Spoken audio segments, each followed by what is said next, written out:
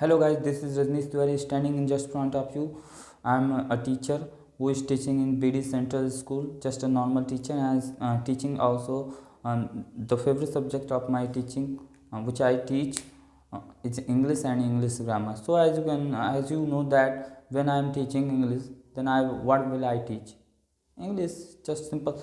So as simple as that. And for before starting the channel, before starting the videos, I want to tell you one things why I start this channel, कि मैंने ये शुरू क्यों किया channel, इसको शुरू करने का मेरा इसके पीछे उद्देश्य क्या था।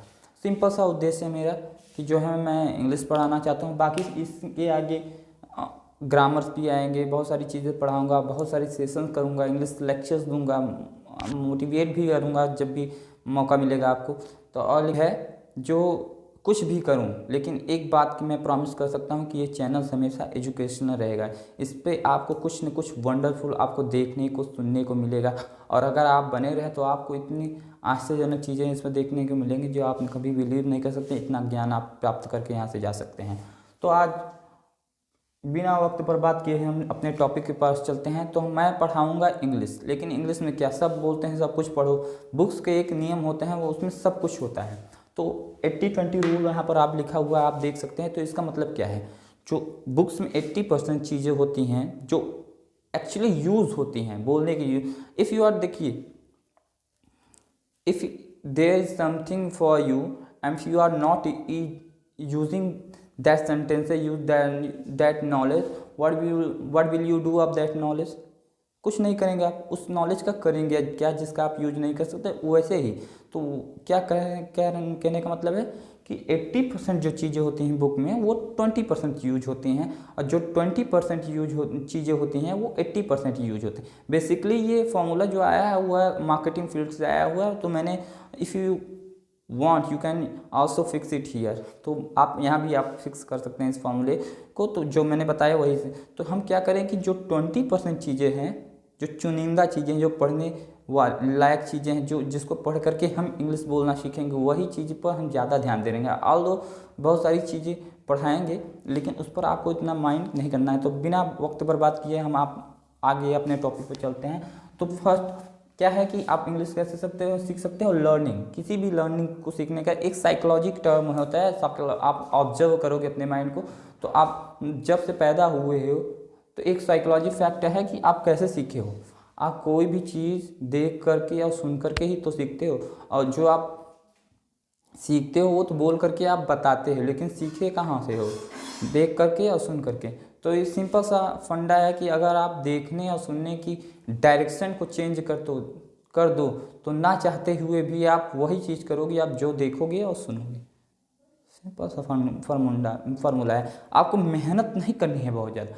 जब कोई इंसान एफर्ट दे करके किसी काम को करना चाहता है तो वो एक्चुअली नहीं कर पाता, 99% केसेस में वो नहीं कर पाता है। लेकिन जब आपको सोचो कोई चीज़ एफर्टलेसली करनी है, बिना कुछ मेहनत ही नहीं करना है, सिंपल फार्मूला है, देखो सुनो, बस इसके रास्ते को बदल सको, अपने माइंड को थोड़ा सा कंट्रोल कर सको, वही चीज़ देखो, वही चीज़ सुनो।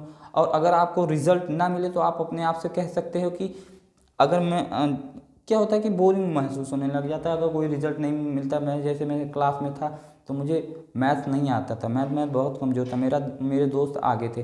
तो मैं क्या किया कि मुझे उसी दिन छोड़ देने का मन करता था। तो मैं क्या किया, अपने आप से वादा किया कि प्रॉमिस किया कि मैं 1 हफ्ते तक यहाँ पर रुकूँगा, 1 हफ्ते तक रुका रहूँगा, भले कुछ ना समझ में आया। अगर 1 हफ्ते के बाद मुझे कुछ भी रिजल्ट नहीं दिखा तो मैं यहाँ से छोड़ करके चला आया। तो 1 हफ्ते बाद क्या हुआ कि दिमाग खुलने लगा मैथ में, धीरे धीरे कुछ फॉर्मूले समझ में आए, फिर थोड़ा ऐसा कि सब कुछ समझ में आने लगा।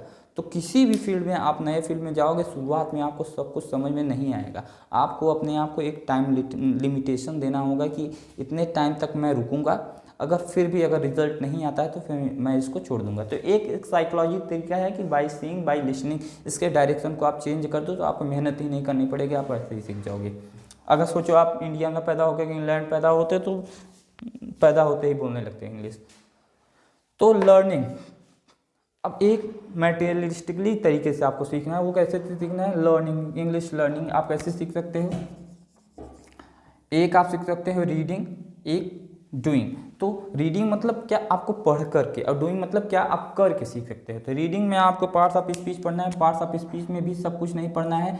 नाउन प्रोनाउन तो वो होते हैं जो सब्जेक्ट के स्थान पर यूज होते हैं, उसका यूज़ नहीं होता है। मैंने बताया ना कि 80% चीज़ें व्यर्थ की होती हैं, ऑल्दो कि ये भी ज़रूरी होते हैं, लिखने ज़रूरी होते, पर इनका प्रैक्टिकल लाइफ से कोई दूर दूर तक कोई वास्ता नहीं है।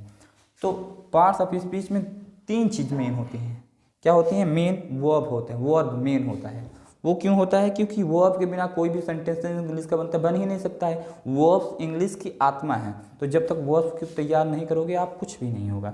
तो वर्ब्स को तैयार करना है, प्रीपोजिशन का आपको तैयार करना है, क्योंकि उसमें वर्ड्स होते हैं तैयार, उसको करने हैं, बहुत सिंपल है। उसके बाद कंजक्शन को, और बाकी पार्ट्स ऑफ स्पीच में किसी भी चीज़ का प्रैक्टिकल लाइफ में यूज़ उतना नहीं होता है, 20% यूज होता है, उतना नहीं होता है, मत ध्यान दो। उसके बाद आपको करने ही यूज टेंसेस, टेंस आपको आने चाहिए, क्योंकि 50% ऑफ ट्रांसलेशन जो है इस पर ही आधारित होता है। तो टेंस आप जान गए तो और भी चीज़ें और बाकी सारी चीज़ें आसान लगने लग जाएंगी। उसके बाद जब तक टेंस नहीं जानोगे आपको एक्टिव पैसिव आएगा ही नहीं, क्योंकि एक्टिव पैसिव टेंस से रिलेटेड होता है, उसी पर सेंटेंस से आते हैं, उसमें चेंज करता है, सब्जेक्ट ऑब्जेक्ट के प्लेस बदलते हैं। तो एक्टिव पैसिव भी आपकी मदद करती हैं इंग्लिश बोलने में। हालांकि उतना जो है कठिन नहीं है, पर आप सीख जाओगे इसको आसानी तरीके से। वही इंग्लिश की सीख तो आप इन इस टेंस से ही जाओगे, सेंटेंस से, क्योंकि इंग्लिश को चार्मिंग बनाने के लिए जो है किसी भी तरीके से लॉट्स ऑफ वेज क्रिएट करने के लिए एक्टिव पैसिव बनाया गया है। डायरेक्ट इनडायरेक्ट ना काम में नहीं आता, तो उसको हम छोड़ देंगे। कंडीशनल सेंटेंस पर हम ज़्यादा ध्यान देंगे, वोकेबुलरी पे ध्यान देंगे। वर्ड्स आपके पास बहुत होने चाहिए, तो वोकेबुलरी पर आपको ध्यान है। कंडीशनल सेंटेंसेस मतलब जो शर्त प्रकट करें, वो सारे सेंटेंस है। तो यहाँ पर ये सारी चीज़ें हैं। इसमें कहीं पर भी मैंने ये नहीं किया कि बाकी सारी चीज़ें जो मैं नहीं लिखा हूँ नहीं पढ़ाऊँगा, या आपको उसको तैयार नहीं करना। आपको उसको भी तैयार करना है, पर उस पर ध्यान कम देना है। अगर आपको फास्टेस्ट तरीके से कोई चीज़ सीखनी है तो आपको यही देखिए क्या होता है कि मैं ये सारी चीज़ें क्यों बता रहा हूँ। अगर आपको कहीं पर जाना है तो सबसे आपको फाइंड आउट क्या करना है। आप टेम्पो पर बैठोगे, भैया ले चलो हमको, पागल है क्या, बताओ सही कहाँ पर आपको जाना है। अगर टेम्पो वाले को भैया ले चलो हमको, हम नहीं जानते कहाँ जाना है पर हमको ले चलो, तो क्या करें, भाग यहाँ से, पता ही नहीं है इसको कहाँ जाना है कैसे जाना है। तो वो सारी चीज़ें तो आपको ये शुरू में ही क्लियर होनी चाहिए कि हमको पढ़ना क्या है, तभी तो आप वो पढ़ोगे और सीखोगे। तो ये सारी चीज़ें, अब ये हो गया, ये सारी चीज़ें आपको पढ़नी है, जो पढ़ करके आप सीखो। अब पढ़ करके उसके बाद आता है डूइंग में। डूइंग में आप क्या करोगे, एक्सरसाइज और प्रैक्टिस। एक्सरसाइज किस चीज़ का करोगे, वही जो आप पार्ट्स ऑफ स्पीच पर आपने पढ़ा, तो पार्ट्स ऑफ स्पीच जो टॉपिक पढ़ा उसकी एक्सरसाइज करो आप। टेंस पढ़ा तो टेंस की एक्सरसाइज करो, एक्टिव पैसिव पढ़ा तो उसकी आप एक्सरसाइज करो, लिख करके एक्सरसाइज करो, तभी आपको आएगा। एक्सरसाइज करना है। उसके बाद क्या करना है, सेकेंड स्टेप आता है डूइंग में, practice. Practice makes man perfect. Practice is the most important thing that you have to do. Without these type of things you cannot be successful in speaking English. The question is speaking. So क्या है कि practice 4 तरीके से आप कर सकते हो। क्या कर सकते हो, एक राइटिंग कैसे कर सकते हो, क्या लिखोगे आप, अपनी लाइफ के बारे में लिखो, जो डे बाय डे करते हो उसके बारे में लिखो, मम्मी के बारे में लिखो, पापा के बारे में, कुछ भी लिखो, बस सोच के लिखना है, इतना क्लियर करना है। बुक्स छापना नहीं है, कुछ चीज़ देखना नहीं है, आपको अपनी लाइफ बारे में लिखना। क्योंकि जब आप लिखते हो तो क्या होता है कि वो जो वर्ड्स होते हैं वो आपके सबकॉन्शियस माइंड में जाके बस जाते हैं। जब सबकॉन्शियस माइंड में जाके बस जाते हैं तो वो अपने आप निकलने लगते। करना क्या है कि अगर हम सोचें कि हमको बना के बोलना है, तब तो हमको सालों लग जाएंगे लिखने। जो इंग्लिश कोई बंदा बोलता है वो जैसे बोलता है, वो एफर्टलेसली बोलता है, वो अपने से फटाफट मुंह से बाहर निकल के आता है। अगर वो बना के तो हो गया। तो सब कॉन्शियस माइंड में जाने के लिए आपको राइटिंग प्रैक्टिस करनी पड़ेगी, जो आपको लिखना पड़ेगा। बहुत सारी चीज़ें आप लिख सकते हो। लिसनिंग, बहुत सारी चीज़ें आप सुनते हो, इंग्लिश में सुनो, सिंपल इंग्लिश में सुनो।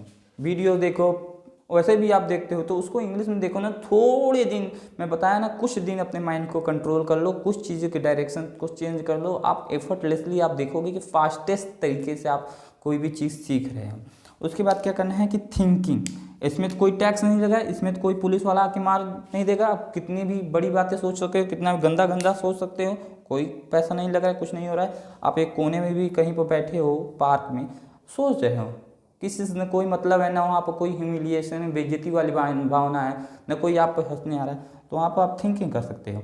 तो सोचना क्या है, इसमें क्या चीज़ होता है कि इंसान सोचता हिंदी में है, फिर उसके बाद इंग्लिश में ट्रांसलेट करता है, देन वो बोलता है।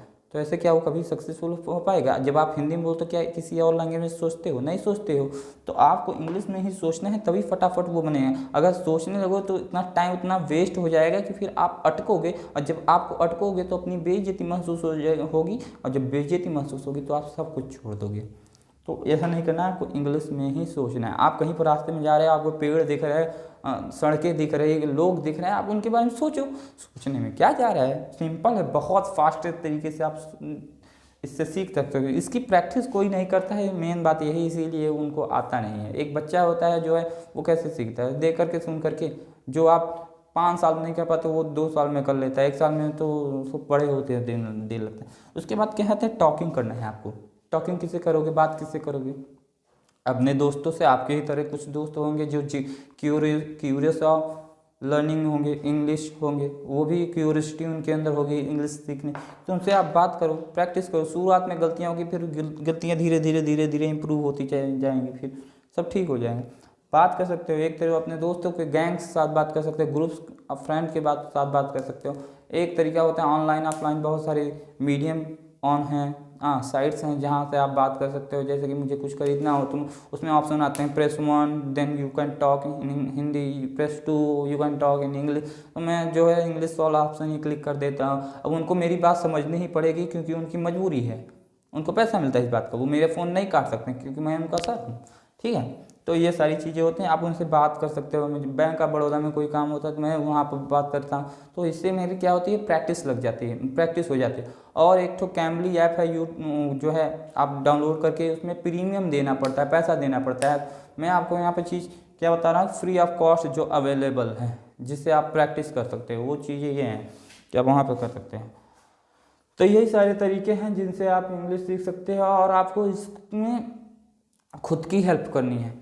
गाइस, अब हमेशा एक बात का आप ध्यान रखो, if you are not helping to help yourself, nobody can help you to help yourself. अगर आप खुद की मदद नहीं कर सकते मदद करने, तो nobody are going to help you to help yourself. क्योंकि अगर एक इंसान कार के अंदर, उसकी कार ख़राब हो गई, धक्का देने की ज़रूरत है, और कार के अंदर बैठ करके सोचे लोग आएंगे मेरी मदद करेंगे, क्या लोग उसके पास आएंगे?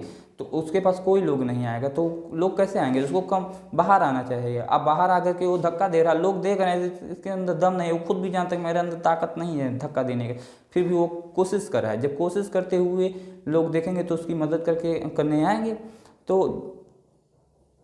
एक चीज़ हमेशा जान लो कि जब आप स्वीकार कर लेते हो ना कि आप ये काम नहीं कर सकते, और फिर भी उसमें एफर्ट करते हैं, तो लोग आपकी मदद करने आते हैं। तो जो खुद की मदद नहीं कर सकता उसकी भगवान भी हेल्प नहीं करते हैं, वो आपको अच्छे तरीके से जानते हो। और एक थॉट आपको बता दूं, when you accept the thing that something you don't know, people the world started teaching you. जिस दिन आप एक्सेप्ट कर लोगे आप ये चीज़ नहीं जानते हो, तो वो पूरी दुनिया सिखाएगी। जब तक आप बेइज्जती से डरते रहोगे कि मुझे सब कुछ आता है, बताओगे भी नहीं, करोगे भी नहीं, तो कोई आपकी हेल्प नहीं करने वाला। तो आपको ये सारी चीज़ें करनी है।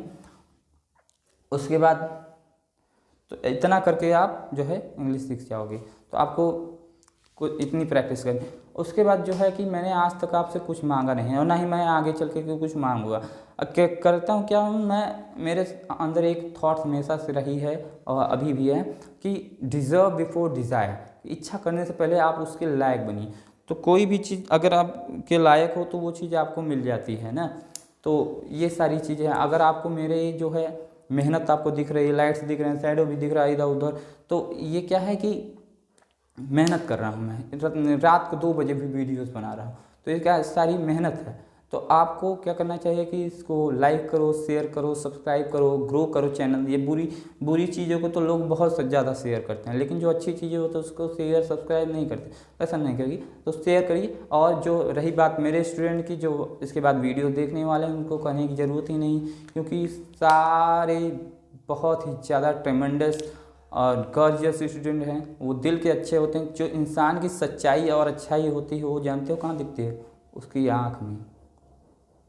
कोई तरीका नहीं होता फाइंड आउट करने का कि आप पता लगा लोगे कोई अच्छा है कौन सा बुरा है। आप उसके साथ रहोगे, उसके आँख में देखोगे, उसके आँख में देख करके आपको पता चल जाएगा कि इंसान अच्छा है या बुरा है।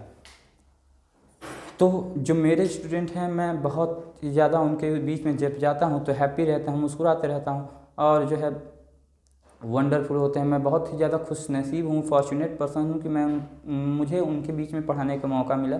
सारे दिल के बहुत अच्छे हैं, कुछ कहने की ज़रूरत नहीं होती, उनको कहने से पहले ही मेरे कर देते हैं वो काम। तो सारे हाँ, थोड़े बहुत नॉटी हैं स्टूडेंट, क्योंकि वो होना चाहिए। एक सब्जी भी आप बनाते हो तो उसमें टेस्ट कैसे आता है? टेस्ट आता है सब कुछ मिर्च मसाला नमक सब डालने से।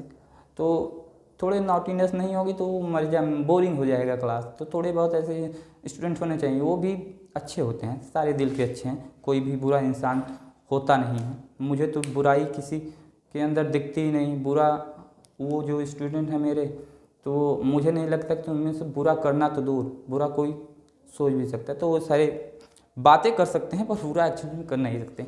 तो ऐसा चीज़ें हैं, तो वो सारे बहुत अच्छे हैं। Thank you for watching this video and thank you, that's all.